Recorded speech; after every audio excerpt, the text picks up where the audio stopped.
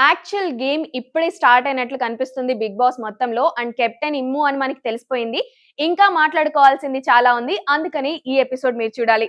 Hello నమస్తే, welcome to Telugu 360. నేను Veena Sadhineni. This is Bigg Boss analysis.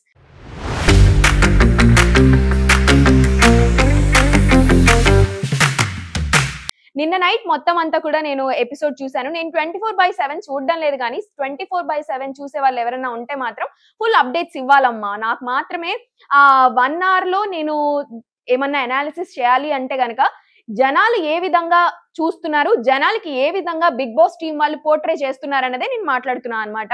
And నాకు ఇన్పుట్స్ ఇచ్చేవాళ్ళు, నాకు బిగ్ బాస్ ఇన్సైడ్ అప్డేట్స్ ఇచ్చేవాళ్ళు చాలా మందే ఉన్నారు. కాబట్టి ప్రీవియస్ గానే అంటే ఈ రోజు ఎపిసోడ్ లో ఏం జరగబోతున్నది అన్నది మనకి ముందే సమాచారం అందేస్తుంది. కాబట్టి 24/7 అయితే నేను చూడడం లేదు.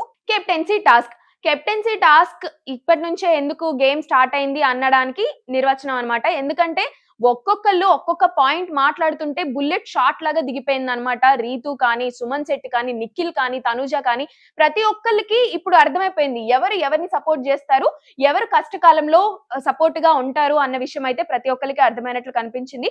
తనుజ అయితే చాలా ఫీల్ అయింది. అండ్ చూస్తున్న జనాలకు కూడా సింపతి అమాంతం పెరిగిపోయింది అనమాట తనుజ పైన. ఎందుకంటే ఇప్పటికీ 3 times 4 times తనుజ కెప్టెన్సీగా ట్రై చేస్తూనే ఉంది. And no one is supporting her. Sometimes తనకి యూనివర్సే సపోర్ట్ చేయక ఆగిపోయిన గేమ్స్ కూడా ఉన్నాయి.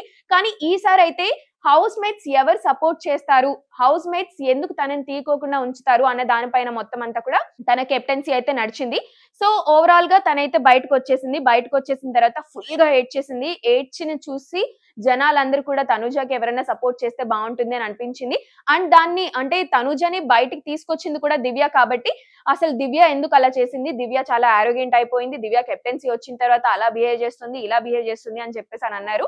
అండ్ తనుజతో పాయింట్స్ చెప్పేటప్పుడు భరణిని మధ్యలోకి తీసుకొచ్చింది అనమాట, which is very very wrong. అందుకోసమే భరణి చాలా అంటే చాలా సీరియస్ అయిపోయి ఒక లుక్ ఇచ్చేసరికి వెళ్ళి ఏడ్చుకుంటూ భరణి గారు, నాకు మా ఇంట్లో అమ్మా నాన్నని చూసినా కూడా నాకు అంత భయమే లేదు, కానీ భరణి గారి కళ్ళని చూస్తుంటే నాకు భయం వేసింది. అసలుకి నేను అలా ఎందుకు అన్నానో చెప్దామని అనుకున్నాను కూడా, నాకు అసలుకి ఆ ఛాన్స్ ఇవ్వడం లేదు, ఆ స్కోప్ ఇవ్వడం లేదు అని చెప్పేసి ఆమె కళ్యాణ్ తో మొరపెట్టుకుంది అనమాట.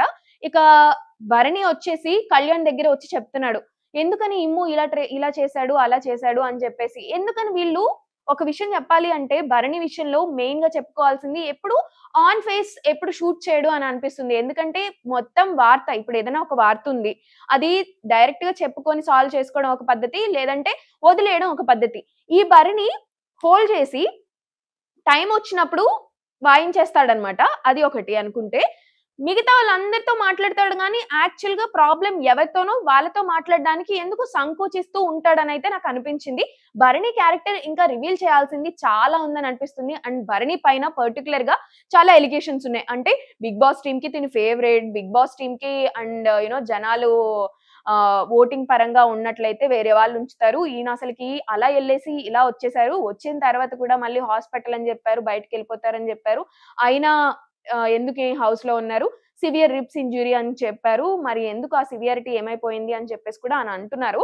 ఆబ్వియస్లీ బాడీ డబుల్ అయితే పెట్టేసి చేసేయడానికి పెద్ద సినిమా కాదు, ఖచ్చితంగా రియాలిటీ షో అంటే రియల్ గా ఉంచుతారు. కాబట్టి ఆ ఇంజురీని కావాల్సిన మెడికేషన్స్ ఇచ్చేసి హౌస్ లో ఉంచేశారు.